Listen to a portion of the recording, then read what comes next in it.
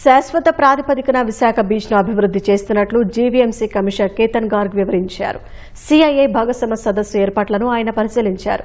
Airport నుంచి Visakha beach వరకు 27 ప్రాంతాల్లో కూడళ్లు అభివృద్ది చేశామన్నారు. బీచ్లో విద్యుత్ దీపాలు ఏర్పాటు చేసినట్లు చెప్పారు.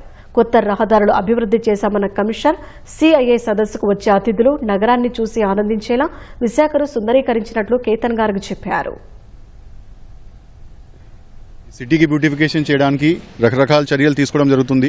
అంటే ఏవైతే అసెట్స్ ఇక్కడ క్రియేట్ చేస్తున్నామో బ్యూటిఫికేషన్ చేసిన దానికి అదే ఓన్లీ సిఐఏ సమ్మిట్ వరకు కాదు, ఒక లాంగ్ టర్మ్ పర్పస్కి యూజ్ వచ్చేలాగా మేము సెలెక్ట్ చేశాము.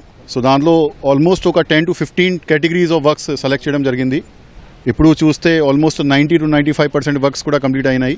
బీచ్ రోడ్కి ఒక సెపరేట్ యాక్షన్ ప్లాన్, అదేవిధంగా బీచ్కి ఒక సెపరేట్ యాక్షన్ ప్లాన్ కూడా డ్రా చేయడం జరిగింది.